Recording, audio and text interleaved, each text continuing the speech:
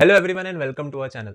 आज की वीडियो होने वाली है हमारी क्लास 10 सीबीएसई साइंस स्टूडेंट्स के लिए और आज हम कवर करेंगे chapter acid basis and salts के कुछ प्रीवियस ईयर क्वेश्चंस। उसके साथ साथ कुछ ऐसे क्वेश्चंस देखेंगे जो इंपॉर्टेंट हो सकते हैं हमारी बोर्ड एग्जामिनेशन के लिए। सो मेक श्योर जिन बच्चों ने हमारे इस लेक्चर का एक लास्ट वीडियो नहीं देखा है जिसमें हमने कवर किया acid basis and salts chapter को, पहले आप जाकर के वो वीडियो देख सकते हैं। बाकी चलिए आज की इस वीडियो में जो पीवाईक्यूज और इंपॉर्टेंट क्वेश्चंस है उसको करके देख लेते हैं और स्टार्ट करते हैं आज की इस वीडियो को। तो चलिए देखिए, जैसे सबसे पहले हमारे पास जो सेक्शन आ रहा है वो मल्टीपल चॉइस क्वेश्चंस का। इसमें हम एमसीक्यू भी करेंगे, इसमें हम एजर्सन रीजनिंग के क्वेश्चन भी करेंगे और हम कुछ करेंगे यहाँ पर सब्जेक्टिव क्वेश्चंस। सब्जेक्टिव क्वेश्चंस में शॉर्ट आंसर टाइप भी रहेंगे and long answer type questions भी रहेंगे। तो सबसे पहले कुछ एमसीक्यूज देख लेते हैं, कुछ इंपॉर्टेंट हमारे पास मल्टीपल चॉइस क्वेश्चंस। तो सबसे पहले एमसीक्यू जो है यहाँ पे उस पे देखते हैं।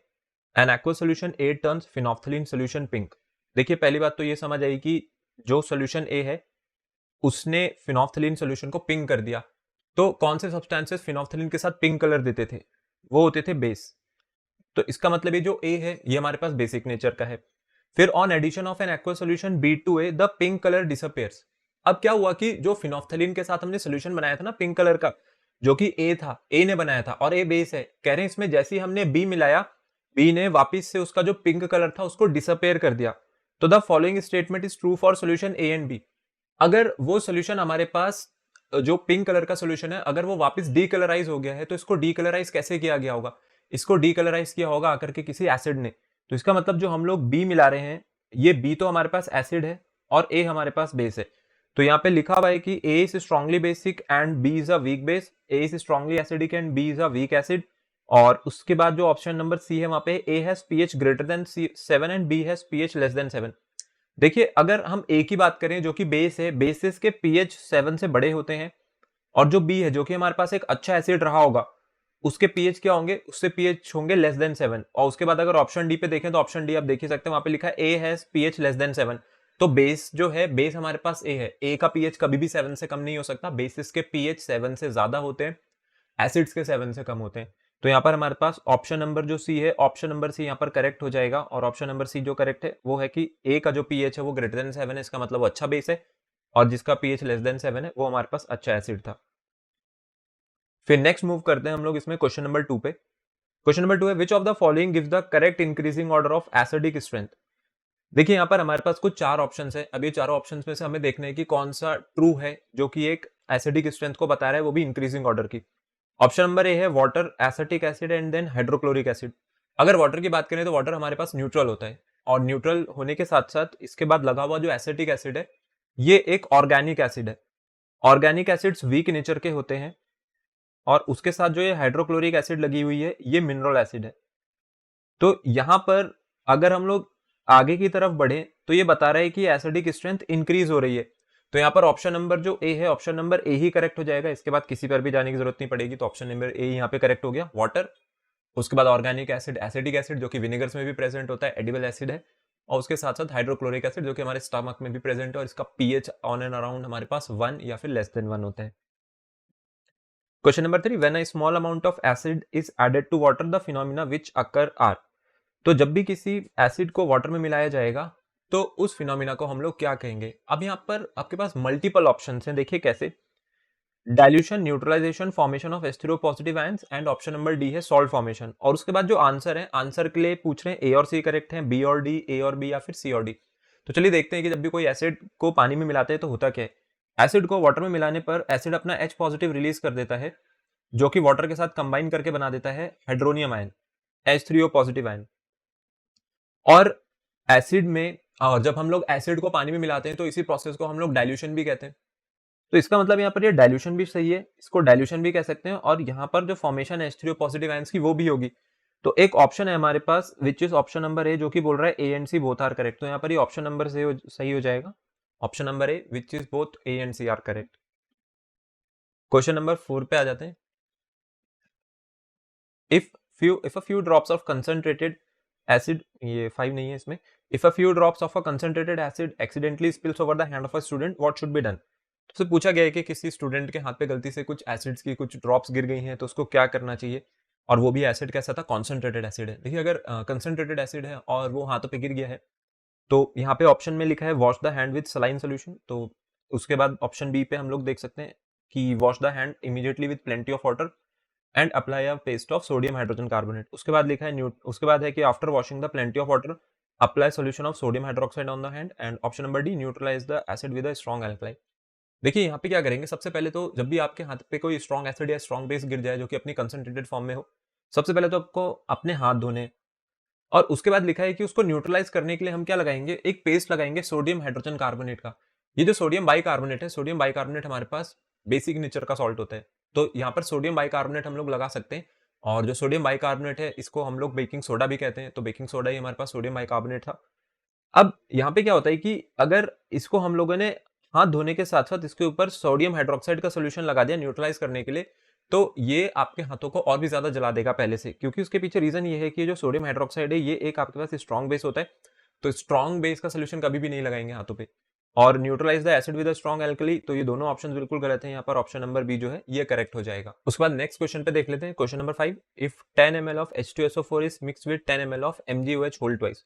अगर H2SO4 की बात करें तो ये H2SO4 हमारे पास एक स्ट्रॉन्ग एसिड है, सल्फ्यूरिक एसिड कहते हैं जिसको।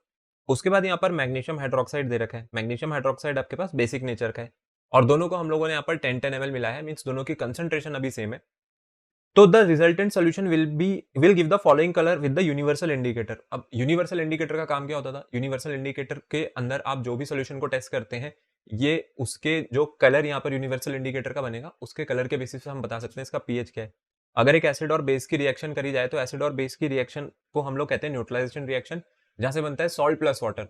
तो अब वो जो सोल्यूशन है वो सोल्यूशन तो पूरा न्यूट्रलाइज हो गया होगा, और जो सॉल्ट है, सॉल्ट का जो पीएच है वो हमारे पास नियरली 7 होता है, जो कि ग्रीन कलर बना करके देंगे आपके पास यूनिवर्सल इंडिकेटर में। तो यहाँ पर ऑप्शन नंबर सी सही हो जाएगा, विच इज ग्रीन।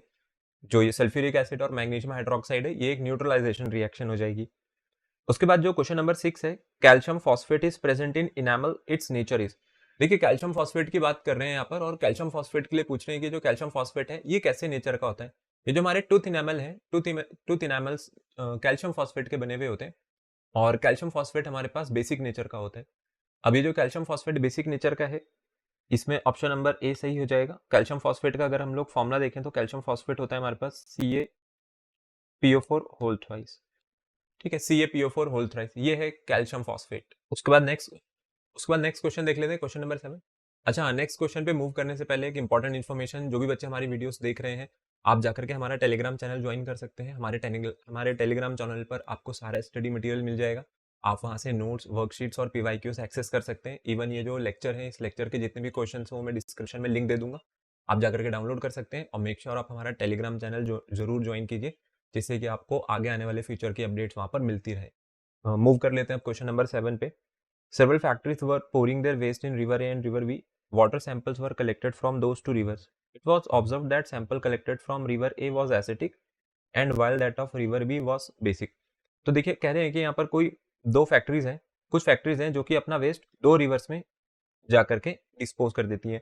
एक है रिवर ए और दूसरी हमारे पास यहाँ पर रिवर बी। अब जो वाटर सैंपल वहां से कलेक्ट किया गया तो ये पाया गया कि जो रिवर ए थी, रिवर ए में से जितना भी वेस्ट निकला वो एसिडिक नेचर का है, और रिवर बी से जो वेस्ट निकला वो बेसिक नेचर का है। तो ये जो फैक्ट्रीज हैं ए और बी के आसपास, इनके बारे में पूछा गया है कि फैक्ट्रीज कैसी हैं। सबसे पहला जो ऑप्शन है इसमें वो है soaps and detergents factories near A and alcohol distillery near B. देखिए जो सोप और डिटर्जेंट की फैक्ट्रीज हैं, अगर वो ए के नियर बाय होंगी, जो कि रिवर ए है, जो भी सोप और डिटर्जेंट बेस्ड फैक्ट्रीज होती हैं जहां पर ये सोप और डिटर्जेंट बनता है, इनसे निकलने वाला जो वेस्ट है वो हमारे पास बेसिक नेचर का होता है। और जो ये अल्कोहल डिस्टिलरी है, यहाँ से निकलने वाले जो वेस्ट है वो आपके पास एसिडिक नेचर के होते हैं। तो जो रिवर ए थी, रिवर ए जबकि एसिडिक है और रिवर बी बेसिक है, तो इसका मतलब ऑप्शन ए जो दे रखा है वो ऑप्शन ए तो सही नहीं है। उसके बाद बोल रहा है soap and detergent factories near B and alcohol distillery near A. तो ये ऑप्शन नंबर बी बिल्कुल करेक्ट हो जाएगा। और ऑप्शन नंबर बी करेक्ट क्यों है? क्योंकि जो सोप और डिटर्जेंट फैक्ट्री है वहां से निकलने वाला जो वेस्ट है वो बेसिक होता है, और जितनी भी अल्कोहलिक डिस्टिलरीज है इनसे निकलने वाला जो वेस्ट है वो हमारे पास एसिडिक होता है। तो ऑप्शन नंबर बी सही है। वो करते हैं क्वेश्चन नंबर 8 पे। क्वेश्चन नंबर 8 है, a visually challenged student has to perform a lab test to detect the presence of acid in a given solution. The acid base indicator preferred by him will be. तो देखिए पहली बात तो जो question में information given है वो ये है कि ये जो बच्चा है वो विजुअली चैलेंज्ड है। विजुअली चैलेंज्ड होने का मतलब है कि ये ठीक से देख नहीं पाता है। तो इसको अगर किसी एसिड और बेस में यहाँ पर डिफरेंस बताना है तो वो कौन से इंडिकेटर का यूज करके उस एसिड और बेस को डिफरेंशिएट कर सकता है। सबसे पहली चीज तो ये किसी भी डाई बेस्ड इंडिकेटर को यूज नहीं कर सकता है, जैसे वो लिटमस पेपर होता है, लिटमस सोल्यूशन या फिनोफ्थिलीन, क्योंकि ये कलर चेंज पर काम करते हैं। अगर ये विजुअली चैलेंज है तो ये कलर चेंजिंग तो जो ये कलर चेंजेस है इसको तो देख ही नहीं पाएगा। तो ऑप्शन में एक ऑप्शन नंबर बी है हमारे पास, क्लोवाइल। क्लोवाइल आपके पास कैसे इंडिकेटर होता था? क्लोवाइल होता था हमारे पास ओल फैक्ट्री इंडिकेटर। ओल फैक्ट्री इंडिकेटर्स वो इंडिकेटर्स होते थे जो कि स्मेल के बेसिस पे काम करते थे। ओल फैक्ट्री इंडिकेटर्स जो कि स्मेल बेस्ड इंडिकेटर्स होते हैं, और दूसरे होते हैं हमारे पास ये विजुअल इंडिकेटर्स, जिसमें आ जाते हैं phenolphthalein, methyl orange, red cabbage extract, hibiscus, blue litmus and other बाकी। फिर क्वेश्चन नंबर 9 है, given below is a reaction showing chlor alkali process. देखिए यहाँ पर एक क्लोर एल्कली प्रोसेस की रिएक्शन हमें दे रखी है पहले से ही। सोडियम क्लोराइड यहाँ पर वाटर के साथ इलेक्ट्रोलिसिस करके बना रहा है sodium hydroxide, chlorine gas and hydrogen gas release हो रही है। तो उसके बारे में नीचे ए, बी और सी के बारे में कुछ पूछा गया है। अच्छा, ए यहाँ पर सोडियम हाइड्रोक्साइड है, बी यहाँ पर क्लोरीन गैस है, सी हाइड्रोजन गैस है। तो पूछ रहे हैं कि जो ए और बी प्रोड्यूस हो रहे हैं रेस्पेक्टिवली, ये कहाँ कहाँ होंगे? ए के लिए लिखा है ये एनोड पर मिलेगा, बी कैथोड पर और सी नियर द एनोड। देखिए जब हमने क्लोर एल्कलाई प्रोसेस को डिस्कस किया था इससे लास्ट लेक्चर में इस चैप्टर के, तो क्लोर एल्कली प्रोसेस में क्या होता था? क्लोर एल्कलाई प्रोसेस में हम लोगों के पास जो हाइड्रोजन गैस है, हाइड्रोजन गैस कैथोड पर बना करती थी और क्लोरीन गैस यहाँ पर एनोड पर रिलीज होती थी। तो सबसे पहले देख लेते हैं सी के लिए कैथोड कहाँ पर है। तो ये रहा आपके पास सी जो कि कैथोड पर है, बी यहाँ पर एनोड पर है। उसके अलावा आप कोई भी ऑप्शन दे सकते हैं, कोई भी ऑप्शन ऐसा मैच ही नहीं करेगा। तो हाइड्रोजन गैस कैथोड पर रिलीज होती थी, क्लोरीन गैस एनोड पर, और जो सोडियम हाइड्रोक्साइड है ये भी आपको नियर द कैथोड ही देखने को मिलता है। तो यहाँ पर करेक्ट हो जाएगा हमारे पास ऑप्शन नंबर बी। तो ऑप्शन नंबर बी है इस क्वेश्चन का सही आंसर। चलिए नेक्स्ट मूव करते हैं क्वेश्चन नंबर 10 पे। क्वेश्चन नंबर 10 है, baking soda is a mixture of. तो बेकिंग सोडा के बारे में पूछ रहे हैं कि बेकिंग सोडा किस चीजों से मिलकर के बना हुआ होता है। सबसे पहला ऑप्शन है sodium carbonate and acetic acid, फिर है sodium carbonate and tartaric acid, sodium hydrogen carbonate and tartaric acid, और फिर है sodium hydrogen carbonate and acetic acid. तो यहाँ पर ऑप्शन नंबर जो सी है, ऑप्शन नंबर सी हमारे पास सही रहेगा। सोडियम हाइड्रोजन कार्बोनेट और टार्ट्रिक एसिड का ही मिक्सचर होता है ये जो बेकिंग सोडा है। सोडियम हाइड्रोजन कार्बोनेट जो है इसका फॉर्मूला था NaHCO3। तो ये जो NaHCO3 है, NaHCO3 जब कंबाइन कर जाता था टार्ट्रिक एसिड के साथ तो वो सोडियम बाइकार्बोनेट बना देता था। और उसके बाद जो क्वेश्चन नंबर 11 है, क्वेश्चन नंबर 11 देख लेते हैं। Common salt besides being used in kitchen can also be used as the raw material for making washing soda, bleaching powder, baking soda and slaked lime. तो हमसे पूछा जा रहा है कि जो सोडियम क्लोराइड है अगर हम इसको किचन में यूज करते हैं तो किचन के अलावा इसे और किन किन चीजों की प्रिपरेशन में यूज किया जाता है। ऑप्शन यहाँ पे गिवन है washing soda, bleaching powder, baking soda and slaked lime. तो देखिए वॉशिंग सोडा जो था, वॉशिंग सोडा भी NaCl की मदद से बनाया जा सकता था, और बेकिंग सोडा भी यहाँ पर NaCl की हेल्प से बनाया जा सकता था। Bleaching powder and slaked lime की प्रिपरेशन कंप्लीटली डिफरेंट होती है, उसमें NaCl यूज नहीं होता है। अगर हम लोग बात करें ब्लीचिंग पाउडर की, तो ब्लीचिंग पाउडर में कैल्शियम हाइड्रोक्साइड यूज हुआ करता था। तो यहाँ पर ऑप्शन नंबर सी सही हो जाएगा। ऑप्शन नंबर सी यहाँ पर बिल्कुल करेक्ट आंसर है, जो कि आपको बता रहा है फर्स्ट एंड थर्ड। तो ये जो पहले और तीसरे वॉशिंग सोडा और बेकिंग सोडा थे, इन दोनों को प्रिपेयर किया जा सकता है NaCl की हेल्प से। आगे मूव करते हैं क्वेश्चन नंबर 12। ये जो हमारा लास्ट MCQ है, एक NCERT एग्जाम्पलर भी है। Sodium hydrogen carbonate when added to acetic acid evolves a gas, which of the following statements are true about the gas evolved. तो देखिए सोडियम हाइड्रोजन कार्बोनेट के लिए बोला जा रहा है कि जब हमने इसे एसिटिक एसिड में ऐड किया तो यहाँ से गैस रिलीज हुई। तो इनमें से कौन सी चीजें इस स्टेटमेंट के बारे में बिल्कुल सही है कि वो जो गैस इवॉल्व हो रही है वो कैसी है, उसकी स्टेटमेंट्स आपको पहचानना है। देखिए आपको पता होना चाहिए कि जो सोडियम हाइड्रोजन कार्बोनेट है अगर ये एसिटिक एसिड के साथ रिएक्ट करेगा तो यहाँ से जो गैस इवॉल्व होती है उसका नाम होता है CO2, कार्बन डाइऑक्साइड। तो देखिए जो CO2 गैस थी, ये CO2 गैस क्या कर सकती है, ये लाइम वाटर को मिलके कर सकती है। तो ये स्टेटमेंट बिल्कुल सही है, लाइम वाटर को मिलके किया जा सकता है। और उसके बाद अगर हम ऑप्शन नंबर सेकंड को देखें, यहाँ पे लिखा है इट एक्सटिंग्विशेस बर्निंग स्प्लिंटर, ये भी बिल्कुल सही है। CO2 कंबशन को सपोर्ट नहीं करती है, आग को हमेशा बुझाने के लिए मदद करेगी, उसको बढ़ाया नहीं जा सकता इसकी हेल्प से। थर्ड ऑप्शन है it dissolves in a solution of sodium hydroxide. तो पूछा जा रहा है क्या CO2 सोडियम हाइड्रोक्साइड में डिसॉल्व हो जाएगी, तो बिल्कुल सही है। ये जो सोडियम हाइड्रोक्साइड का सोल्यूशन है, सोडियम हाइड्रोक्साइड के सोल्यूशन में ये CO2 हमारे पास डिसॉल्व हो जाती है। जब भी हम लोग इसको इसमें डिसॉल्व करते हैं तो यहाँ से आपके पास सोडियम कार्बोनेट बनता है। तो सोडियम हाइड्रोक्साइड प्लस CO2 मिलकर के सोडियम कार्बोनेट बना देते हैं। उसके बाद दे रखा है it has a pungent odour, तो ये वाला स्टेटमेंट गलत हो जाएगा। इसका जो ओडोर है मींस इसकी जो स्मेल है वो पंजेंट नेचर की नहीं होती है। तो option first, second and third यहाँ पर बिल्कुल सही है। तो देख लेते हैं, ये है ऑप्शन नंबर बी जो कि आपको बता रहा था first, second and third statement जो इस गैस के बारे में दे रखे हैं वो बिल्कुल करेक्ट हो जाएंगे। तो ऑप्शन नंबर बी हमारा यहाँ पर आंसर रहेगा। अच्छा, जैसे अभी हम लोगों ने जो लास्ट क्वेश्चन किया, यहाँ पे जो क्वेश्चन नंबर 12 MCQ था, इसमें एक खास चीज ध्यान देने वाली थी तो वो उस समय अगर मेरे से मिस हो गई थी, मैं अभी बता देता हूँ। देखिए इसमें जो आपके पास थर्ड ऑप्शन था जिसमें लिखा है it dissolves in a solution of sodium hydroxide. अगर हम लोग इस चीज पे ध्यान देना तो यहाँ पर आपसे ये नहीं पूछा जा रहा है CO2 सोडियम हाइड्रोक्साइड में डिसॉल्व होगी या नहीं। CO2 सोडियम हाइड्रोक्साइड में डिसॉल्व नहीं होगी, लेकिन सोडियम हाइड्रोक्साइड के सोल्यूशन में जरूर डिसॉल्व हो जाएगी। जब भी CO2 डिसॉल्व होती है जाकर के NaOH में, और NaOH का वो रहेगा एक्वस सोल्यूशन, तो यहाँ पर फॉर्मेशन होती है सोडियम कार्बोनेट की, और सोडियम कार्बोनेट के साथ साथ यहाँ पर वाटर रिलीज हो जाता है। क्योंकि यहाँ पर सोडियम हाइड्रोक्साइड का सोल्यूशन लिखा था, इसलिए हम लोगों ने बोला कि ये जो थर्ड वाला पार्ट है, थर्ड वाला पार्ट भी हमारे पास सही रहेगा। सोडियम हाइड्रोक्साइड लिखा होता तो सोडियम हाइड्रोक्साइड में CO2 डिसॉल्व नहीं होती है, सोडियम हाइड्रोक्साइड के सोल्यूशन में डिसॉल्व होती है। तो दोनों बातों में आप फर्क समझिए। फिर उसके बाद नेक्स्ट हम लोग सेगमेंट पे मूव कर जाते हैं। अगला सेक्शन है हम लोगों का assertion and reasoning based questions का। सो असर्शन एंड रीजनिंग के क्वेश्चंस देख लेते हैं। अब यहाँ पर असर्शन और रीजनिंग के जो भी हमारे पास ऑप्शन A, B, C और D लगे हुए हैं, ये उसकी इन्फॉर्मेशन आपको दे रखी है कि वो A, B, C, D जो ऑप्शन है वो किस बारे में बता रहे हैं। तो ऑप्शन ए जो रहता है वो बताएगा कि both assertion and reason are true and reason is the correct explanation of assertion. और ऑप्शन नंबर जो बी होता है वो बताता है असर्शन ट्रू है, रीजन भी ट्रू है, बट रीजन हमारे पास करेक्ट स्टेटमेंट नहीं है, करेक्ट एक्सप्लेनेशन नहीं है असर्शन का हमारी। ऑप्शन नंबर सी होता है असर्शन ट्रू है, रीजन फॉल्स है, और जो ऑप्शन नंबर डी है वो होता है असर्शन फॉल्स है बट रीजन ट्रू है। तो सबसे पहला असर्शन देख लेते हैं। Gas bubbles are observed when sodium carbonate is added to dilute hydrochloric acid. तो गैस बबल्स देखने को मिल रहे हैं जब भी सोडियम कार्बोनेट को हम किसी डाइल्यूटेड हाइड्रोक्लोरिक एसिड में डाल रहे हैं। देखिए अगर सोडियम कार्बोनेट की बात करी जाए तो सोडियम कार्बोनेट का फॉर्मूला होता है Na2CO3, और Na2CO3 के यहाँ पर रिएक्शन हो रही है HCl के साथ। तो जब भी मेटल कार्बोनेट्स एसिड के साथ रिएक्शन करते हैं तो ये मेटल सॉल्ट बनाते हैं, और उसी मेटल सॉल्ट के साथ रिलीज होती है CO2 और वाटर। तो इसमें फॉर्मेशन होगी NaCl की, प्लस यहाँ से CO2 गैस रिलीज हो जाएगी और H2O। तो ये जो बबल बनाए हैं, बबल बना करके कौन सी गैस बाहर निकलती है? यहां से बाहर निकलती है CO2 जो कि है कार्बन डाइऑक्साइड। फिर रीजन दे रखा है carbon dioxide is given of in the reaction. तो बिल्कुल सही बात है, रिएक्शन अभी हम लोगों ने देख ली और उसके पीछे जो रीजन दिया गया बिल्कुल सप्लाई किया गया, बिल्कुल सही है। तो इस बार असर्शन भी सही है, रीजन भी सही है, और यहाँ पर जो हमारा रीजन है वो बिल्कुल करेक्टली एक्सप्लेन कर रहा है हमारी असर्शन को। नेक्स्ट असर्शन पे चलते हैं। Weak acids have low electrical conductivity. Assertion है कि वीक एसिड्स की इलेक्ट्रिकल कंडक्टिविटी कम होती है। बिल्कुल सही बात है, क्योंकि जो वीक एसिड्स हैं, वीक एसिड्स जाकर के पार्शियली आयनाइज होते हैं, और अगर ये पार्शियली आयनाइज होंगे तो इनको वीक इलेक्ट्रोलाइट मान लिया जाएगा। और वीक इलेक्ट्रोलाइट्स कैसी कंडक्टिविटी ऑफर करते हैं? ये लो कंडक्टिविटी ऑफर करते हैं, पुअर इलेक्ट्रोलाइट्स होते हैं। क्योंकि उसके पीछे रीजन दिया गया है strong acids and weak acids have equal concentration of hydrogen ions in their solution. तो ये बात बिल्कुल गलत है। अगर इन दोनों ने बराबर हाइड्रोजन आयन की कंसंट्रेशन बनाई होती अपने एक्वस सॉल्यूशन में, तो इनको स्ट्रॉन्ग और वीक हम लोग कहते कैसे? स्ट्रॉन्ग एसिड्स कंप्लीटली डिसोसिएट हो जाते थे और larger number of H positive ions produce करते थे अपने एक्वस सॉल्यूशन में। वहीं जो वीक एसिड्स होते हैं, वीक एसिड्स क्या करते हैं? ये laser number of H positive produce करते हैं अपने एक्वस सॉल्यूशन में, कंप्लीटली आयनाइज नहीं होते हैं, पार्शियली आयनाइज होते हैं। तो असर्शन इस बार सही है बट रीजन गलत है। तो इसलिए हमारा जो करेक्ट ऑप्शन रहेगा वहां से वो रहेगा ऑप्शन नंबर सी, कि असर्शन तो सही सप्लाई की गई है बट रीजन यहाँ पर कंप्लीटली गलत है।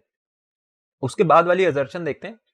Fresh milk in which baking soda is added takes a longer time to set a curd. तो एक फ्रेश मिल्क है, मतलब यहाँ पर दूध से जो दही बनाई जा रही है उसके लिए बोला गया है अगर हम उसमें बेकिंग सोडा मिला दें, baking soda means sodium bicarbonate की यहाँ पर बात हो रही है, तो यहाँ पर थोड़ा सा ज्यादा समय लग जाएगा दूध को आगे दही में कन्वर्ट करने में।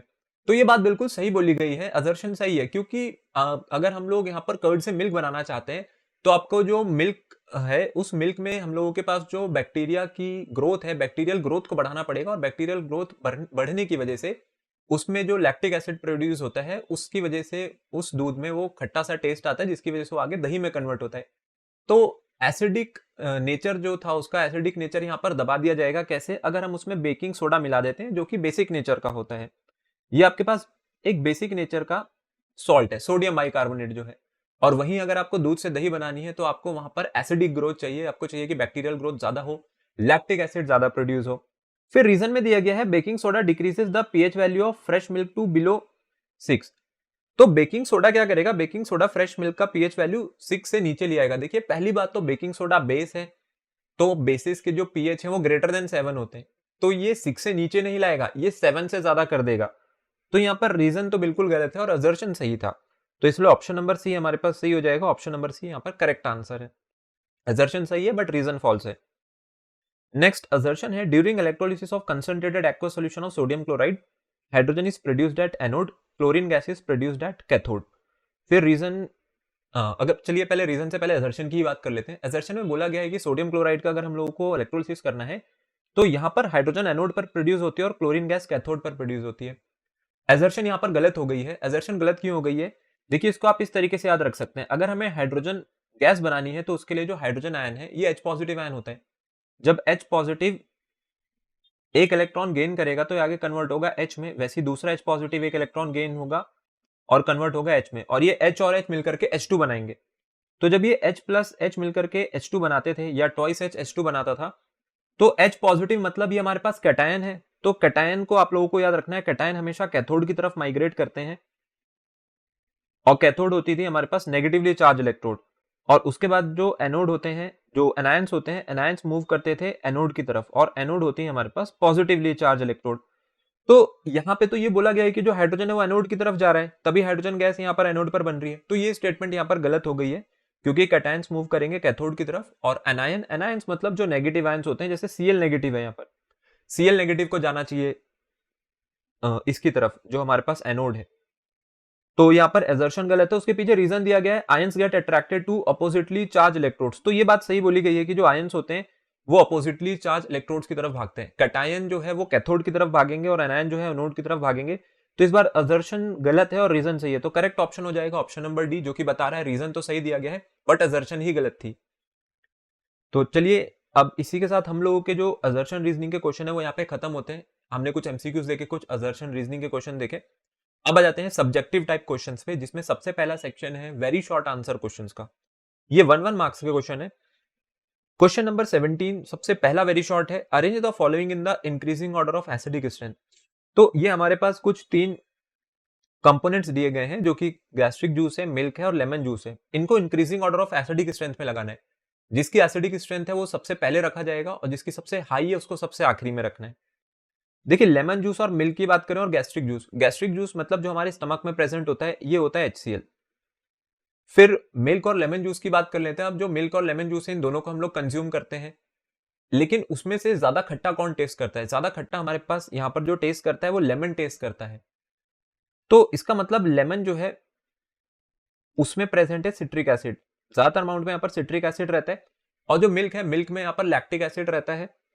तो ये जो मिल्क है और जो लेमन है, सबसे पहली बात तो हम लोग यहाँ से गैस्ट्रिक जूस को बिल्कुल साइड कर देंगे, बिकॉज गैस्ट्रिक जूस में प्योर HCl प्रेजेंट है, उसका पीएच बहुत ही ज्यादा कम होता है, तो वो हाईली एसिडिक है, तो वो तो सबसे आखिरी में आएगा। अब मिल्क और लेमन में से पहले किसको लिखेंगे? पहले लिखेंगे मिल्क को, क्योंकि मिल्क में प्रेजेंट है लैक्टिक एसिड, वो इतना खट्टा नहीं, आप इसी से अंदाजा लगा सकते हैं। जो एसिड्स हैं वो हमारे पास साल्ट टेस्ट के होते हैं, तो यहाँ पे ज्यादा खट्टा टेस्ट करता है लेमन, और इसका पीएच हमारे पास अराउंड 3 या 3.4 तक लाई करता है। तो सबसे लीस्ट एसिडिक यहाँ पर मिल्क है, सबसे हाईली एसिडिक गैस्ट्रिक जूस है। तो milk, lemon juice and gastric acid हमारे पास करेक्ट ऑर्डर हो जाएगा इनकी इंक्रीजिंग एसिडिक स्ट्रेंथ का। नेक्स्ट क्वेश्चन है वाई 1m। अब ये जो m लिखा है यहाँ पर, m का मतलब है मोलर, मींस मोलैरिटी, जो कि कंसंट्रेशन को बताता है। So why 1 molar HCl has higher concentration of H positive than 1 molar CH3COH। तो ये एसिडिक एसिड है और उससे पहले हाइड्रोजन क्लोराइड जो आपको दे रखा है विच इज हाइड्रोक्लोरिक एसिड। तो दोनों की मोलैरिटी यहाँ पर 1 मोलर ले रखी है, मींस कंसंट्रेशन सेम है, लेकिन तब भी कह रहे हैं कि 1 मोलर HCl के सोल्यूशन में हाइड्रोजन आयंस की जो कंसंट्रेशन है वो ज्यादा होगी as compare to acidic acid.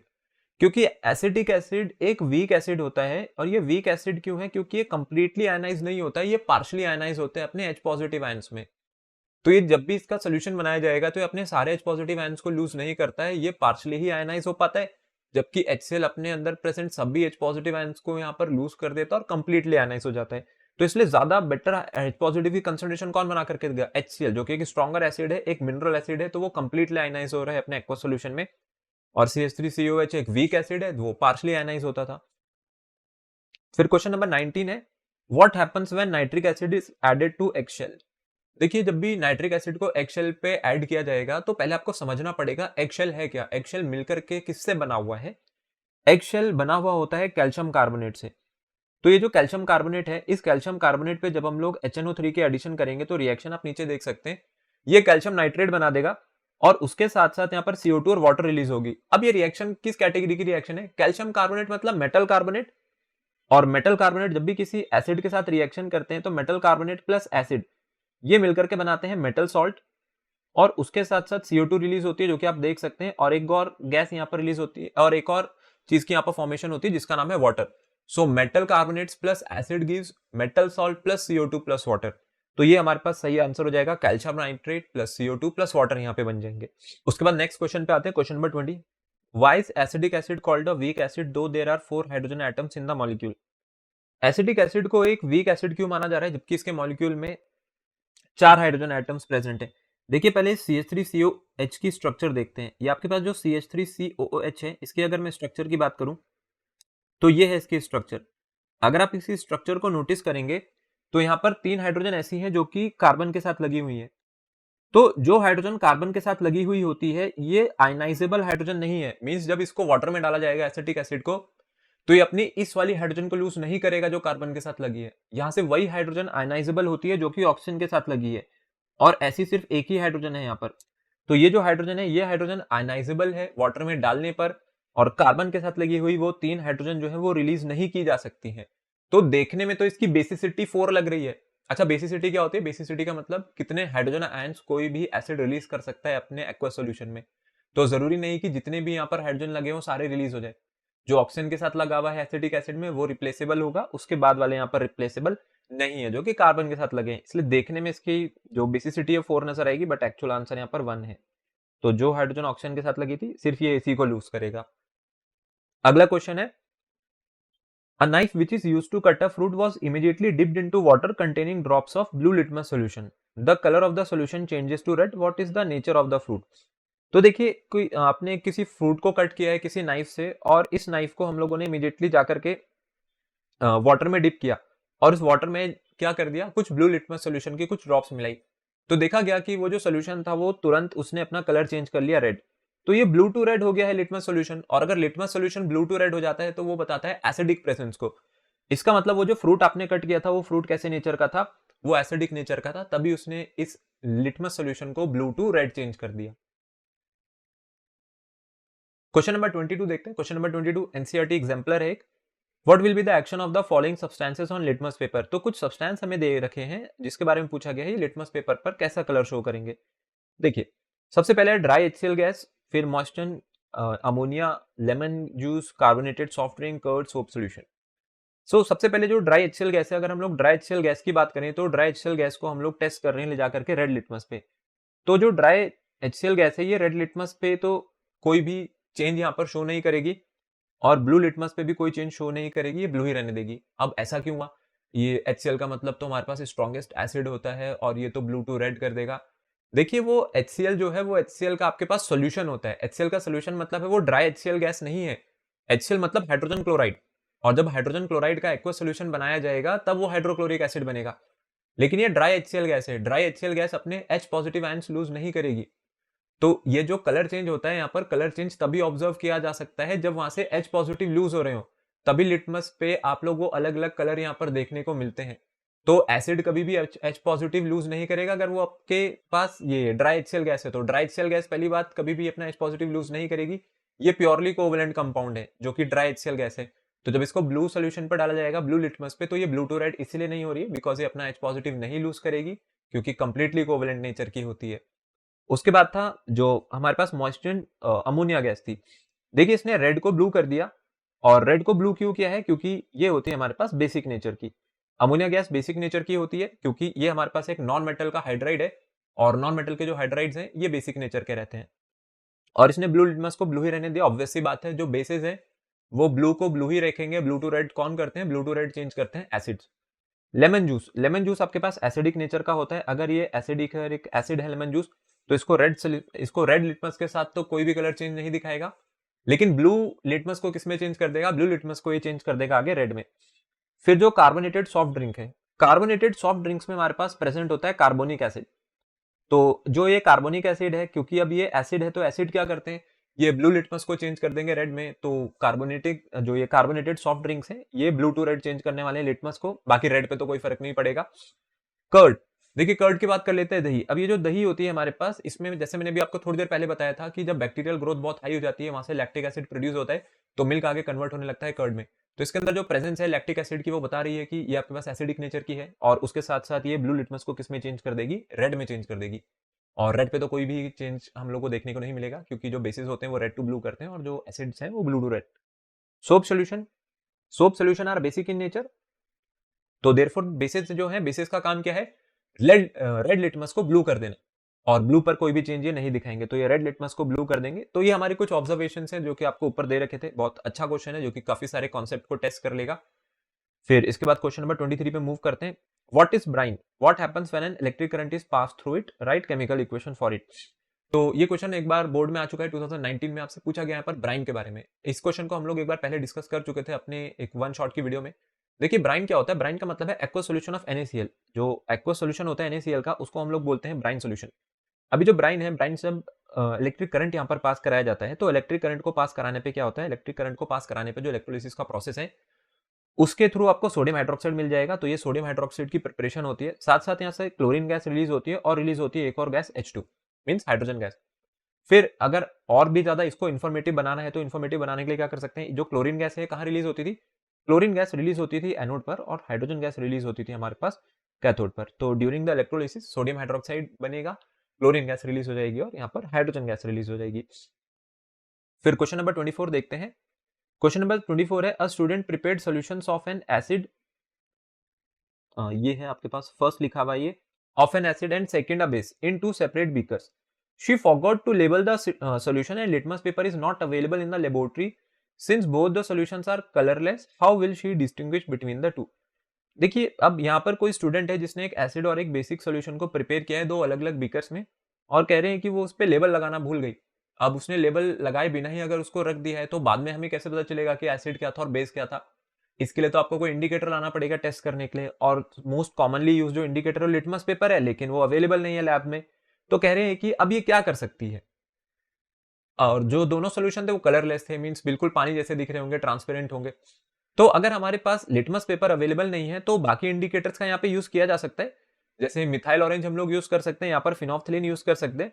Methyl orange क्या करता था, मिथाइल ऑरेंज जो कि आपके पास एक ऑरेंज कलर का इंडिकेटर होता है, ऑरेंज कलर पाउडर या उसका ऑरेंज सोल्यूशन बना सकते हैं। तो ये क्या करता है, ये अपना कलर थोड़ा सा और डार्क कर लेता है, मींस रेडिश साइड चला जाता है, या डार्क पिंक सोल्यूशन में कन्वर्ट हो जाएगा अगर इसमें एसिड मिलाया जाएगा। और अगर आप इसके अंदर बेस मिलाते हैं, तो ये अपना कलर और भी ज्यादा माइल्ड कर लेता है, और ऑरेंज से ये थोड़ा थोड़ा येलो कलर की तरफ शिफ्ट हो जाएगा।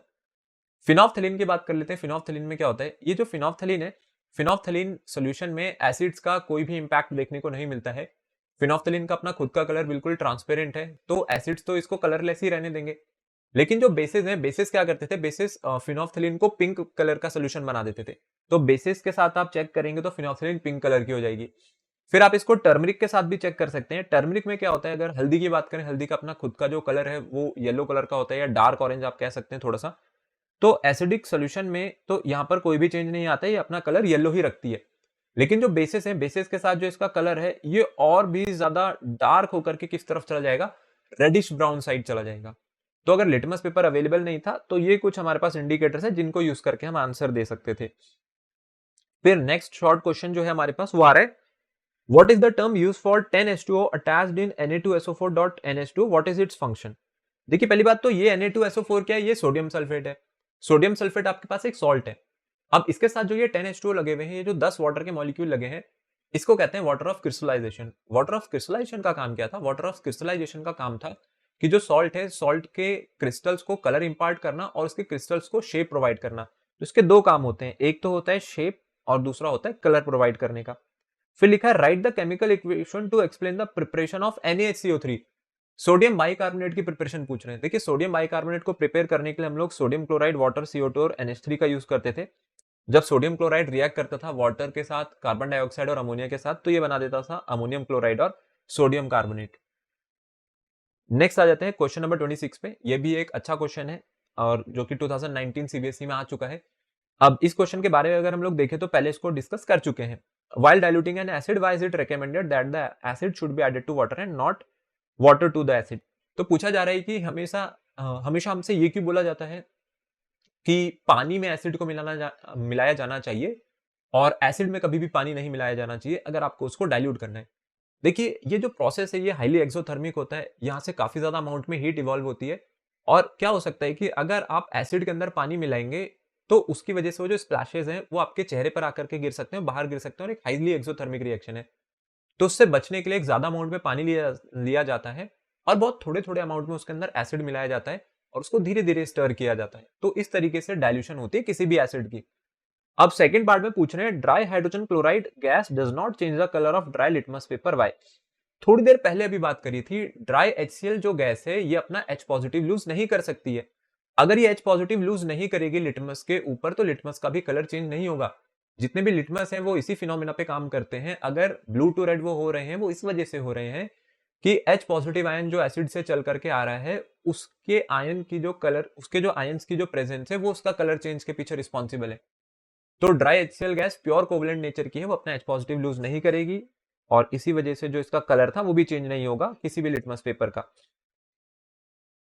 Question number 17, sweet tooth decay में lead to sweet tooth may lead to tooth decay, explain why, what is the role of toothpaste in preventing cavities? देखिए अब जो स्टेटमेंट दी गई है, स्टेटमेंट आपको बता रही है स्वीट टूथ में लीड टू टीथ डीके, ये आपके पास टूथ डीके। अब जो यहाँ पर ये स्वीट टूथ लिखा है इसका मतलब ये है कि अगर हम लोग कभी भी जरूरत से ज्यादा जो शुगरी फूड्स हैं अगर इसको कंज्यूम करते हैं तो ये शुगर जाकर के आपके दांतों पे चिपक जाएगी। मतलब कुछ कोई भी ऐसे दांत जिन पे मीठा ज्यादा लगा हुआ है, जहाँ पर मीठे चीज की ज्यादा कंजम्पशन हो रही है, उसकी वजह से जो आपके दांत है उसके गलने का खतरा है, टूथ डिके का यहाँ पर खतरा है। तो आपसे पूछा गया ऐसा क्यों होता है।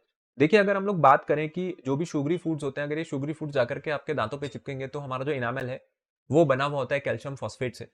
तो अब यहाँ पर जो बैक्टीरियाज प्रेजेंट होते हैं हमारे माउथ में वो इस फूड को ब्रेक डाउन करने के लिए क्या करते हैं, वहां पर मल्टीपल एसिड्स रिलीज करते हैं और उन एसिडिक प्रेजेंस की वजह से धीरे धीरे वो जो टूथ इनामल है वो डीके होने लग जाती है, क्योंकि टूथ इनामल कैल्शियम फॉस्फेट की है जो कि एक बेसिक सॉल्ट रहता है। तो जब वो टूथ इनामल डीके हो रही है उसको बचाने के लिए हम लोग क्या करते हैं, उसको वापस से बेसिक ही बनाए रखने के लिए टूथपेस्ट की एडिशन कर देते हैं। और ये टूथपेस्ट की एडिशन क्या कर रही है, अब जो भी बैक्टीरिया वहां पर एसिड रिलीज कर रहे थे उस फूड को ब्रेक डाउन करने के लिए, वहां से प्रोड्यूस होने वाला एक्सेसिव एसिड जो है वो न्यूट्रलाइज हो जाएगा with the help of toothpaste. तो इसलिए हम लोगों को एडवाइस किया जाता है कि हम लोगों को दिन में एटलीस्ट 2 बार तो ब्रश करना ही चाहिए। चलिए उसके बाद आ जाते हैं यहाँ पर क्वेश्चन नंबर 28 पे। During electrolysis of brine, a gas G is liberated at anode. When this gas G is passed through a slag line, a compound C is formed, which is used for disinfecting drinking water. Write formula of G and C. State the chemical equation involved. What is common name of compound C? Give its chemical name. तो देखिए multiple observation है यहाँ पर और काफी confusing सा लग रहा है क्वेश्चन। आपको इसको एक एक स्टेटमेंट में ब्रेक डाउन करके देखना पड़ेगा। तो अगर सबसे पहली स्टेटमेंट पढ़ें तो लिखा है कि जो ब्राइन है इसका इलेक्ट्रोलिसिस किया गया और एक गैस लिबरेट हुई एनोड पर। ब्राइन क्या था, सोडियम क्लोराइड का एक्वा सॉल्यूशन।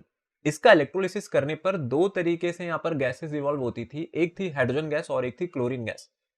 हाइड्रोजन गैस जाती थी कैथोड पर और क्लोरीन गैस जाती थी एनोड पर। तो ये जो गैस जी है इसका मतलब ये कौन सी गैस है, ये आपके पास क्लोरीन गैस है। अभी जो क्लोरीन गैस है इसके लिए लिखा है जब इस क्लोरीन गैस को हम पास करा रहे हैं स्लेग लाइन से तो एक कंपाउंड सी फॉर्म हो रहा है। अभी जो कंपाउंड सी फॉर्म हुआ ये कब हुआ, जब इसे स्लेग लाइन से पास कराया गया। स्लेग लाइन का फॉर्मूला होता है calcium hydroxide mean CaOH whole twice. और CaOH whole twice plus Cl2 क्या बनाता था, ब्लीचिंग पाउडर कैल्शियम ऑक्सीक्लोराइड। और उसी को हम किसके लिए यूज करते थे, फॉर डिसइंफेक्टिंग ड्रिंकिंग वाटर। तो आपसे पूछा गया है जी और सी क्या है, तो जी तो क्लोरीन गैस है और सी क्या है, वो जो कंपाउंड है सी, कंपाउंड नंबर सी का नाम हो जाएगा हमारे पास कैल्शियम ऑक्सीक्लोराइड, ठीक है, विच इज ब्लीचिंग पाउडर। तो यहाँ पर आपको नीचे इसकी रिएक्शन दी गई है CaOH whole twice plus Cl2 जिसने बना दिया कैल्शियम ऑक्सीक्लोराइड, यही था आपके पास कंपाउंड नंबर सी। और जो जी है वो है ये Cl2 gas. What is the common name of compound C, तो कैल्शियम ऑक्सीक्लोराइड का कॉमन नेम क्या होता है, इसका कॉमन नेम है ब्लीचिंग पाउडर। ब्लीचिंग पाउडर के नाम से हम लोग इसको जानते हैं। और इसका जो केमिकल नेम है, केमिकल नेम होता है कैल्शियम ऑक्सीक्लोराइड, CaOCl2 फॉर्मूला है। क्वेश्चन नंबर 29 है, explain the action of dilute hydrochloric acid on the following with chemical equation. तो HCl को यूज किया गया है, डाइल्यूटेड HCl को यूज किया गया है और किन किन चीजों पे, magnesium ribbon, sodium hydroxide and crushed egg shells. Magnesium ribbon पे जब यूज करेंगे तो मैग्नीशियम रिबन पे ये क्या इफेक्ट दिखाएगा देख लेते हैं। देखिए मैग्नीशियम के साथ जब भी ये रिएक्ट करेगा तो metal plus acid gives metal salt plus hydrogen gas. तो मैग्नीशियम और क्लोरीन एक दूसरे के साथ कंबाइन करके MgCl2 बना देंगे। सिंगल डिस्प्लेसमेंट रिएक्शन है, मैग्नीशियम हाइड्रोजन एक दूसरे को यहाँ पर डिस्प्लेस कर देंगे, MgCl2 और हाइड्रोजन गैस रिलीज हो गई। सेकंड वाले पार्ट में पूछा गया है सोडियम हाइड्रोक्साइड के साथ रिएक्शन कराने पे क्या होगा। देखिए सोडियम हाइड्रोक्साइड के साथ अगर रिएक्शन होती है तो HCl प्लस NaOH बनाते हैं NaCl प्लस वाटर, ये रही रिएक्शन। और एग शेल्स इसके साथ जब रिएक्शन होगी, अब एग शेल्स के बारे में लिखा नहीं है, एग शेल्स किससे मिलकर के बने होते हैं, कैल्शियम कार्बोनेट से। तो ये है मेटल कार्बोनेट, कैल्शियम कार्बोनेट, और ये है HCl जो कि एक एसिड है। Metal carbonate plus acid gives metal salt plus CO2 plus water. Means आपको क्या करना है, सिर्फ कैल्शियम क्लोराइड बना देना है, CO2 की इवॉल्व हो जाएगा और वाटर की यहाँ पर फॉर्मेशन हो जाएगी। फिर आ जाते हैं क्वेश्चन नंबर 30 पर। क्वेश्चन नंबर 30 में पूछा गया है, a chemical compound X is used in the soap and glass industry, it is prepared from brine. तो देखिए ब्राइन से प्रिपरेशन हो रही है। अभी थोड़ी देर पहले, इससे जस्ट पहले हमने देखा था कि जो ब्राइन है, ब्राइन क्या है, सोडियम क्लोराइड का एक्वस सॉल्यूशन। तो ये जो कंपाउंड X है, पहली बात तो ये ब्राइन से प्रिपेयर हुआ, मीन सोडियम क्लोराइड के एक्वस सॉल्यूशन की जरूरत पड़ी। दूसरा है right the chemical name, common name and chemical formula of, जो भी ये कंपाउंड था इसकी पूरी इंफॉर्मेशन पूछी गई है। फिर पूछा गया write the equation involved in इस preparation, what happens when it is treated with water containing calcium और मैग्नीशियम सॉल्ट। देखिए अगर हम सोपर ग्लास इंडस्ट्री की बात करें तो सोपर ग्लास इंडस्ट्री में जो यूसेज होती है वहां पर यूज होती है वॉशिंग सोडा की। अब वॉशिंग सोडा क्या था, वॉशिंग सोडा था हमारे पास Na2CO3 सोडियम कार्बोनेट, और वो भी कैसा, वो भी था आपके पास डेकाहाइड्रेटेड। तो ये जो कंपाउंड X है, कंपाउंड X हो जाएगा सोडियम कार्बोनेट डेकाहाइड्रेटेड। इसकी प्रिपरेशन कैसी है, 3 स्टेप की प्रिपरेशन होती थी, ये लिखी हुई है इसकी 3 स्टेप की प्रिपरेशन, इसको हम ऑलरेडी डिस्कस भी कर चुके हैं अपने लेक्चर में। फिर what happens when it is treated with water containing calcium और मैग्नीशियम सॉल्ट। देखिए जब इसको कैल्शियम और मैग्नीशियम सॉल्ट के साथ ट्रीट किया जाएगा तो ये क्या करता है, तो कैल्शियम और जो मैग्नीशियम सॉल्ट्स हैं इनका काम होता है वाटर में जो हार्डनेस है, जो वाटर की परमानेंट हार्डनेस और टेम्परेरी हार्डनेस है उसको बढ़ाने का। तो जब ये जाकर के उसके साथ रिएक्ट करता है तो ये क्या करता है, वाटर की परमानेंट हार्डनेस और टेम्परेरी हार्डनेस को रिमूव कर देता है। कैसे रिमूव करता है, उन सॉल्ट्स के साथ रिएक्ट करके। जैसे कैल्शियम सल्फेट है, कैल्शियम सल्फेट हमारे पास एक ऐसा सॉल्ट है जो कि वाटर को हार्डनेस प्रोवाइड कर रहा है। तो जब ये सोडियम कार्बोनेट या वॉशिंग सोडा ने एक साथ रिएक्शन करी तो ये सोडियम सल्फेट यहां से बाहर निकल जाएगा और कैल्शियम कार्बोनेट बन जाएगा जो कि इनसॉल्युबल होता है वाटर में, इसलिए हम लोगों ने इसको प्रेसिपिटेट की फॉर्म में दिखाया। तो ये प्रेसिपिटेट आउट हो जाएगा, तो वाटर की जो हार्डनेस थी वो यहां से रिमूव कर दी गई। कैसे रिमूव कर दी गई, सोडियम कार्बोनेट की रिएक्शन करा के। सोडियम कार्बोनेट मतलब वॉशिंग सोडा, इसने प्रेसिपिटेट आउट करा दी सारी की सारी हार्डनेस। फिर क्वेश्चन नंबर 31 पे आ जाते हैं, how would you distinguish between baking powder and washing soda by heating. देखिए आपके पास दो सब्सटेंसेस हैं, एक बेकिंग सोडा है और एक है बेकिंग पाउडर, दूसरा है वॉशिंग सोडा। दोनों को सिर्फ हीट करना है और हीट करके आपको बताना है कि कौन सा आपके पास वॉशिंग सोडा है, कौन सा बेकिंग पाउडर है। देखिए अगर हम लोग बेकिंग पाउडर की बात करें तो बेकिंग पाउडर जो है आपके पास, बेकिंग पाउडर होता है ये सोडियम बाइकार्बोनेट। सोडियम बाइकार्बोनेट के साथ जब वो टार्ट्रिक एसिड से आने वाले हाइड्रोजन आयंस कंबाइन करते थे तो बेकिंग पाउडर बनता था। तो जब भी आप इसको हीट करेंगे तो यहाँ से सोडियम कार्बोनेट बनेगा और CO2 की फॉर्मेशन होगी। अब जो CO2 की फॉर्मेशन है, CO2 की formation means carbon dioxide gas release हो रही है। इसको आप टेस्ट कर सकते हैं, इसके लिए हमारे पास मल्टीपल टेस्ट होते हैं। लाइम वाटर टेस्ट होता है, बर्निंग स्प्लिंटर को बुझा देगा, उसके साथ गैस बबल्स यहाँ पर बनते हैं या ब्रिस्क एफरवेसेंस के साथ रिलीज होती है।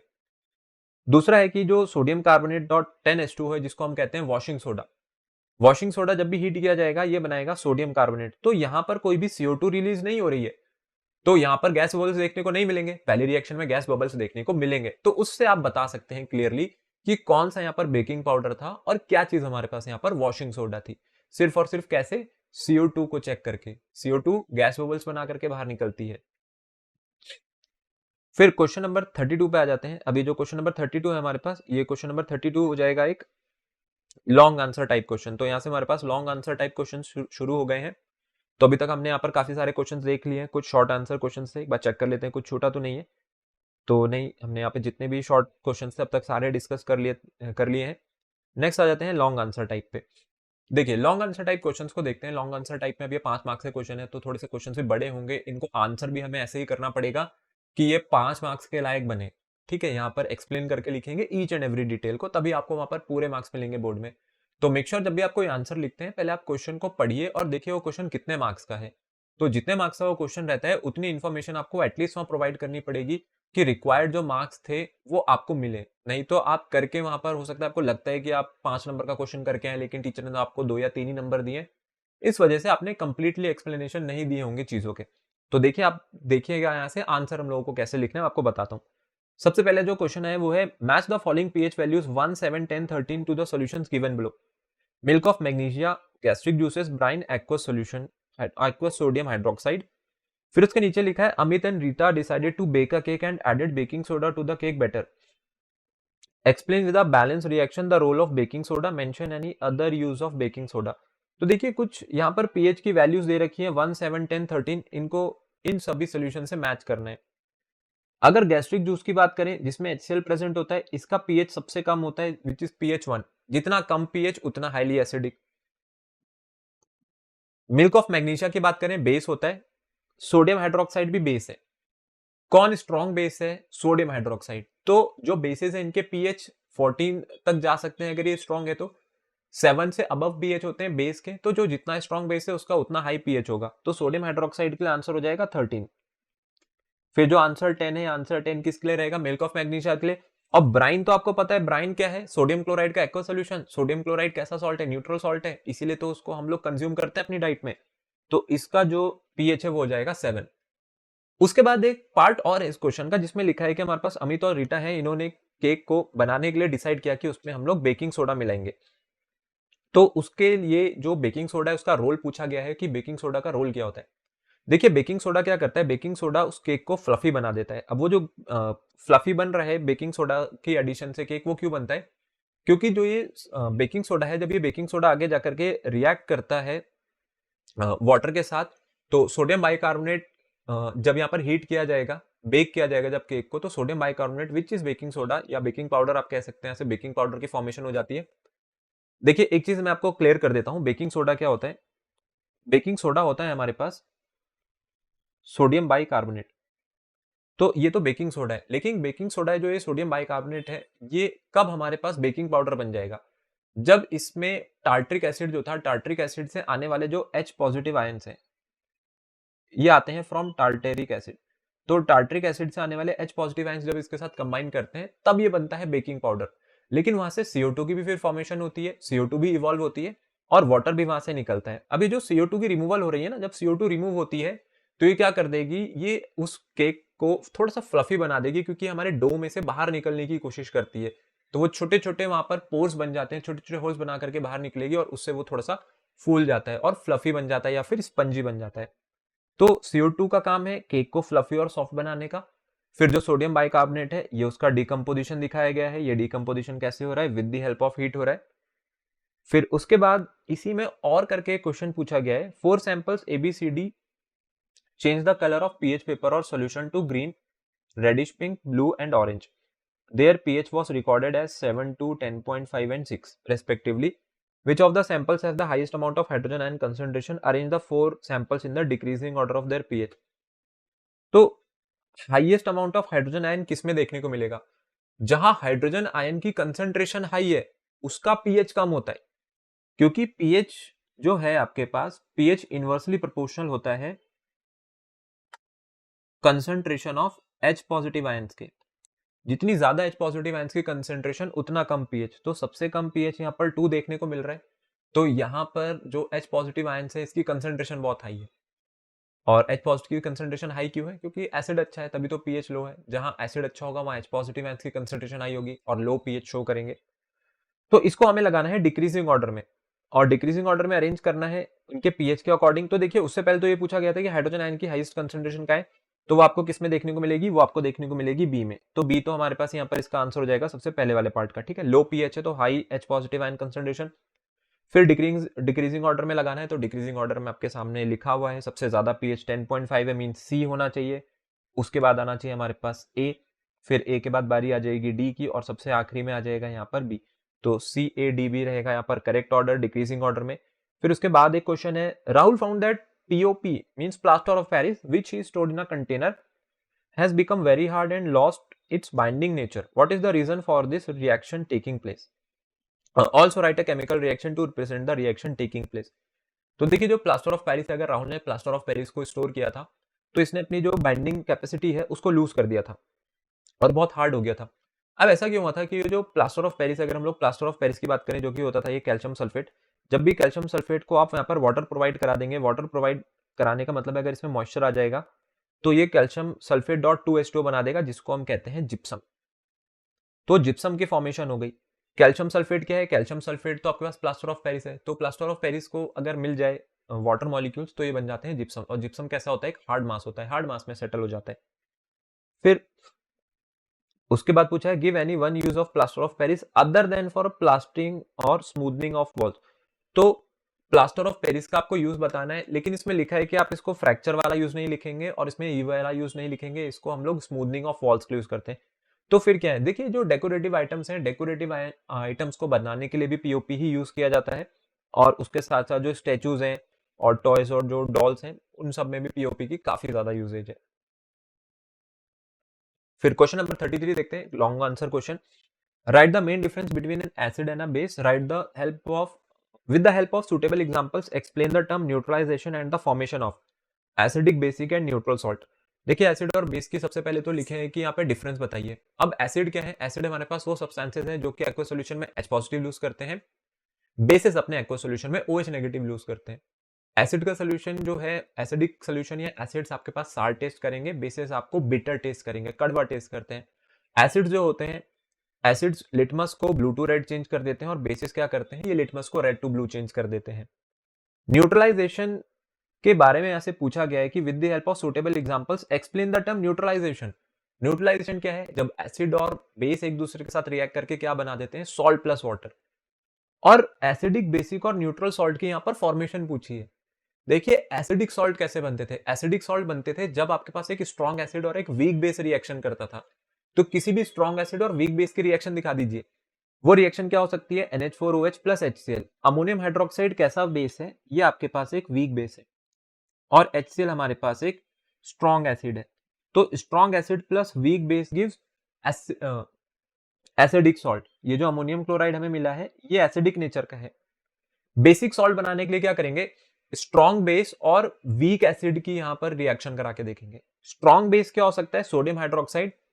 तो ये तो स्ट्रॉन्ग बेस हो गया सोडियम हाइड्रोक्साइड, लेकिन इस बार वीक एसिड कौन है, इस बार वीक एसिड है कार्बोनिक एसिड, जिसने बनाया सोडियम कार्बोनेट। और ये कैसे नेचर का होता है, ये होता है हमारे पास बेसिक नेचर का। न्यूट्रल सॉल्ट, न्यूट्रल सॉल्ट कैसे बनाए जाते हैं, न्यूट्रल सॉल्ट बनाए जाते हैं स्ट्रॉन्ग एसिड और स्ट्रॉन्ग बेस से। तो पोटेशियम हाइड्रोक्साइड यूज किया है, स्ट्रॉन्ग बेस है। HNO3 यूज किया गया है, स्ट्रॉन्ग एसिड है। तो इसने जो सॉल्ट बनाया है वो भी कैसा रहेगा, वो सॉल्ट हमारे पास रहेगा न्यूट्रल नेचर का। चलिए नेक्स्ट क्वेश्चन पे मूव करते हैं। Question number 34, give suitable reasons for the following statements. अब यहाँ पर कुछ रीजनिंग बेस्ड क्वेश्चंस आ गए।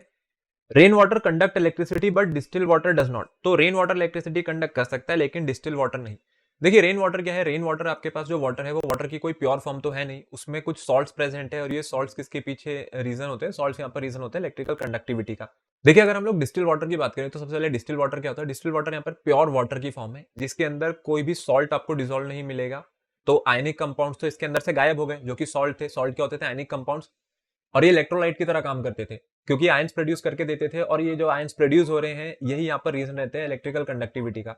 और रेन वाटर क्या है, रेन वाटर में आपके पास वाटर के साथ साथ सॉल्ट्स प्रेजेंट है। वो salts acidic, basic, neutral salts कोई से भी हो सकते हैं, और ये क्या करते हैं, ये आयनिक कंपाउंड्स जाकर के आयंस प्रोड्यूस करके देते हैं। और ये आयंस किसके पीछे हमारे पास रीजन होते हैं, आयंस यहाँ पर रीजन होते हैं इलेक्ट्रिकल कंडक्टिविटी का। तो रेन वाटर को हम लोग बोलेंगे तो रेन वाटर यहाँ पर इलेक्ट्रिकल कंडक्टिविटी ऑफर करेगा, लेकिन डिस्टिल वाटर कंडक्टिविटी ऑफर नहीं करेगा, क्योंकि डिस्टिल वाटर में जो आयंस हैं वो कहां से आने चाहिए थे, वो आयन चाहिए थे सॉल्ट से, और सॉल्ट डिस्टिल वाटर में प्रेजेंट नहीं होते हैं। फिर जो इसमें बी पार्ट है वो है we feel burning sensation in the stomach when we over eat. तो ओवर ईटिंग की वजह से पूछा जा रहा है कि स्टमक में बर्निंग सेंसेशन क्यों होती है, मतलब एसिडिटी क्यों होती है। देखिए बर्निंग सेंसेशन की अगर हम लोग बात करें, अगर आप ओवर ईटिंग कर लेंगे तो ओवर ईटिंग की वजह से एक्सेसिव HCl रिलीज हो जाता है, और वो जो एक्सेसिव HCl रिलीज हो रहा है हमारे पेट में, वही यहाँ पर कारण बनता है एसिडिटी का। फिर है a tarnished copper vessel regains its shine when wrapped with lemon. Tarnished जो आपके पास ये लेमन वेसल है, टार्निश्ड मींस इसके ऊपर क्या होता है कि कॉपर के ऊपर वहां पर एक ऑक्साइड की लेयर चढ़ जाती है, जिसकी वजह से उसकी जो शाइन है वो फीकी पड़ जाती है। लेकिन लेमन रब करने की वजह से वो अपनी शाइन को रिगेन कर लेता है। ऐसा क्यों होता है, क्योंकि उसके ऊपर जो चढ़ी हुई वो कॉपर कार्बोनेट की लेयर है, उस कॉपर कार्बोनेट की लेयर को आप यहाँ पर न्यूट्रलाइज कर रहे हैं। कैसे न्यूट्रलाइज कर रहे हैं, अच्छा ये थोड़ा सा मैं यहाँ पर करेक्ट करना चाहूंगा, मैंने थोड़ी देर पहले ऑक्साइड की लेयर बोल दी थी। ऑक्साइड की लेयर नहीं होती है, क्योंकि कॉपर इतना हाईली रिएक्टिव नहीं रहता ऑक्सीजन के साथ, लेकिन हाँ ये कार्बोनेट जरूर बना देता है CO2 के साथ रिएक्ट करके, तो वो कॉपर कार्बोनेट की लेयर रहती है। तो कॉपर कार्बोनेट की जो लेयर है, इसको अगर हम लोगों को न्यूट्रलाइज करना है, कॉपर कार्बोनेट को न्यूट्रलाइज करने के लिए यहाँ पर लगाया जाएगा किसको, लेमन को। अब लेमन क्या है, लेमन आपके पास एसिड है, तो metal carbonate plus acid gives metal salt plus CO2 plus water. तो उससे क्या होता है, जो मेटल सॉल्ट बन रहा है, मेटल सॉल्ट की वजह से वो जो कॉपर है, वो कॉपर वापस से अपना शाइन रिगेन कर लेगी, क्योंकि उसके ऊपर से कार्बोनेट की लेयर हट गई है, और वहां से CO2 और वाटर जो है वो बाहर निकल जाएंगे। उसके बाद है the crystals of washing soda changes to white powder on exposure to air. तो पहली बात तो वॉशिंग सोडा जो है, वॉशिंग सोडा होता था हमारे पास NaOH, Na2CO3, Na2CO3 which is washing soda, और ये कितना हाइड्रेटेड था, ये डेका हाइड्रेटेड था। जब हम इसको एयर से एक्सपोज करते हैं तो एयर से एक्सपोज करने पे क्या होता है, यहाँ से वाटर ऑफ क्रिस्टलाइजेशन बाहर निकल जाती है, तो अपना वाटर ऑफ क्रिस्टलाइजेशन लूज कर देता है, और इसीलिए ये अब किस में कन्वर्ट हो जाता है, कंप्लीटली व्हाइट पाउडर में, वॉशिंग सोडा, जो कि बिल्कुल व्हाइट क्रिस्टल्स में रहेगा। फिर है an aqueous solution of sodium chloride is neutral but an aqueous solution of sodium carbonate is basic. तो सोडियम क्लोराइड का जो एक्वस सोल्यूशन है वो न्यूट्रल है। सोडियम क्लोराइड का एक्वस सोल्यूशन न्यूट्रल क्यों है? क्योंकि देखिए सोडियम क्लोराइड क्या है, सोडियम क्लोराइड हमारे पास सॉल्ट होता है, एक स्ट्रॉन्ग एसिड मींस HCl और एक स्ट्रॉन्ग बेस मींस NaOH का। तो स्ट्रॉन्ग एसिड और स्ट्रॉन्ग बेसिस से मिलकर के आने वाले जो सॉल्ट्स हैं उनके एक्वस सॉल्यूशन हमेशा न्यूट्रल नेचर के रहते हैं। लेकिन जो सोडियम कार्बोनेट है, अगर इसके एक्वस सॉल्यूशन की बात करें, जो सोडियम कार्बोनेट होता है, सोडियम कार्बोनेट हमारे पास कैसा सॉल्ट है, जो कि एक स्ट्रॉन्ग बेस और एक वीक एसिड से आया है। स्ट्रॉन्ग बेस थोड़ी देर पहले भी इसकी बात करी थी, यहाँ पर जो स्ट्रॉन्ग बेस रहता था वो NaOH रहता था, और बाई जो हम लोग यहाँ पर बात कर रहे हैं कार्बोनिक एसिड की, कार्बोनिक एसिड मिल करके NaOH के साथ बनाता है Na2CO3। तो ये आपके पास बेसिक सॉल्ट है, और इसका जो एक्वस सॉल्यूशन है वो भी कैसे नेचर का होगा, बेसिक नेचर का होगा। उसके बाद अब हम आ जाते हैं क्वेश्चन नंबर 35 पे। क्वेश्चन नंबर 35 है salt A commonly used in bakery products on heating gets converted into another salt B which itself is used for removal of hydrogens of water and a gas is evolved। तो देखिए सबसे पहली बात तो ये A को bakeries में बहुत ज्यादा यूज किया जा रहा है, फिर इसको जब हम हीट करते हैं तो ये दूसरे सॉल्ट में कन्वर्ट हो जाता है, जिसको हम किस चीज के लिए यूज करते हैं, वाटर की हार्डनेस को रिमूव करने के लिए, और एक गैस सी यहाँ से बाहर निकलती है। तो बहुत ईजी है बताना। सोडियम बाइकार्बोनेट ये क्या था, सोडियम बाइकार्बोनेट हो जाएगा सॉल्ट है, क्यों, क्योंकि इसको हम कहते हैं बेकिंग पाउडर। तो ये जो बेकिंग पाउडर है, बेकिंग पाउडर को हम लोग यूज करते हैं किसमें, बेकरीज में। फिर जब इसको हीट किया जाता है बेकिंग पाउडर को, तो ये आगे कन्वर्ट हो जाता है Na2CO3 में, और Na2CO3 क्या होता था, ये जो सोडियम कार्बोनेट है, सोडियम कार्बोनेट को हम लोग यूज करते थे वाटर की परमानेंट हार्डनेस को रिमूव करने के लिए। फिर यहाँ से क्या हो रहा है, फिर यहाँ से CO2 गैस निकल रही है, ठीक है, जिस गैस सी की बात करिए वो कौन सी गैस होगी, CO2 gas.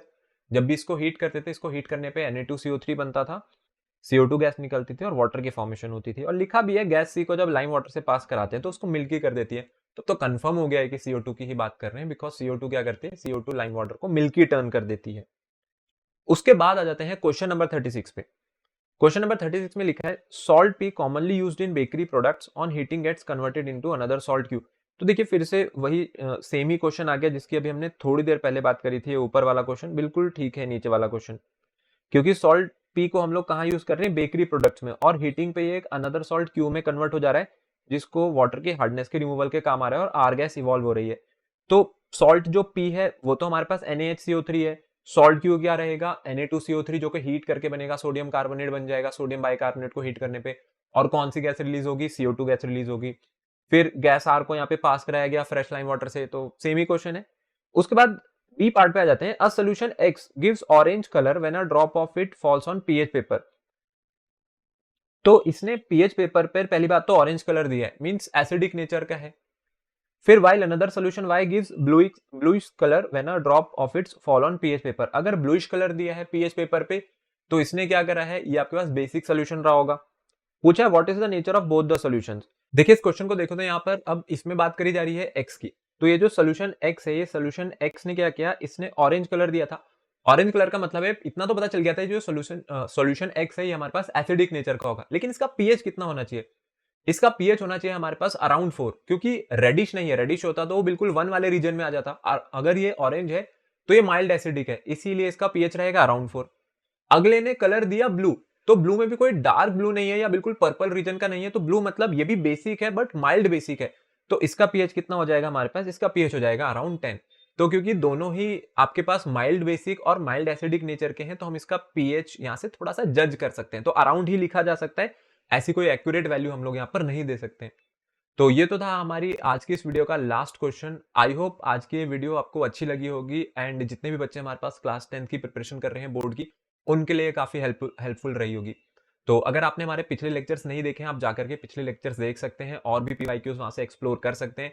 So make sure आप हमारी सारी वीडियोस देखें, उसके बाद आप अपने नीचे कमेंट करके बताएं कि आपको इसमें क्या चीजें आगे वीडियो में चाहिए, और आप जाकर के हमारा टेलीग्राम चैनल ज्वाइन कर सकते हैं।